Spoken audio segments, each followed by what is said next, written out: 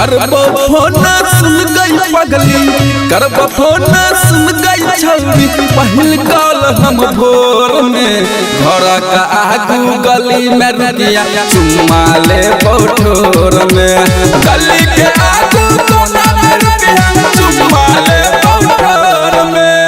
करबो फोन सुन गई पगली, करबो फोन सुन गई छौरी, पहिल कॉल हम भोर में घर का आगू गली में रुकिया चुम्मा ले ठोर में, गली के आगू कोना में रुकिया चुम्मा ले ठोर में।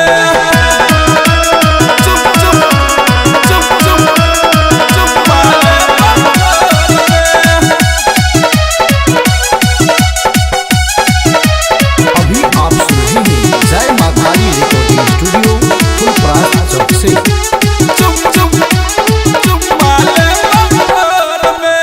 मन का आस पूरे तो हर दिल को प्यास बुझे बहु गई, घर में भौजी सूतल रहतो ओकरा नहीं उठे बहु गए।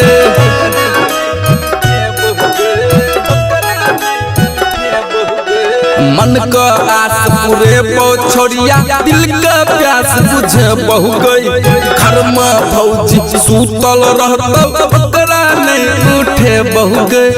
एहन मौका मिलतो न तोरा, एहन मौका मिलतो न तोरा, जागल रही है भोर में घर का आगू गली में रुकिया चुम्मा ले ठोर में, गली के आगू कोना में रुकिया चुम्मा ले ठोर में।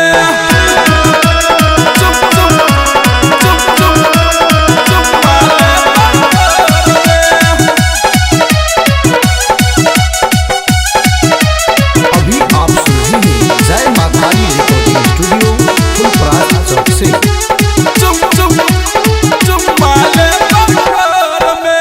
ठोरक लाली जाट के तो हर दिल के बात बते बहु गई, घर में चुगली करे भौजी ओकरा हम बाटे बहु गए।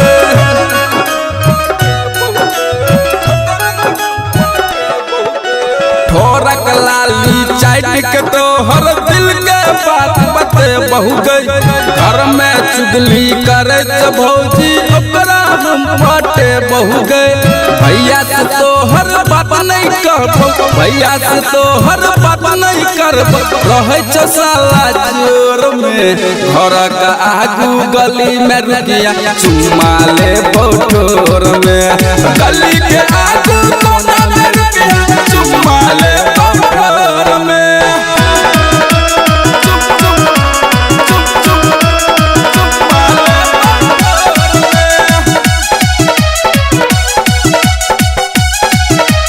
अभी आप सुन रहे हैं जय माता दी रिकॉर्डिंग स्टूडियो फुलप्रास चौक से।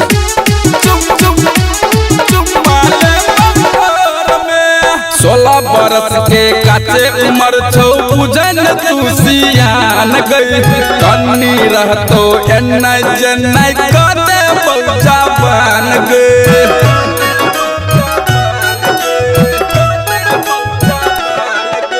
16 बरस के काचे उमर छौ पूजन तू सियान गई, कन्नी रहतो एन्नै जेन्नै कते बौजा बन गई।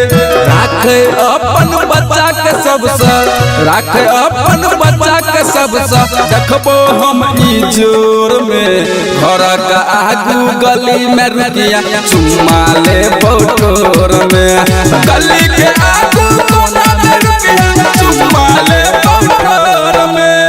जय माँ काली रिकॉर्डिंग स्टूडियो फुलप्रास चौक से। 91 13 90 67 65।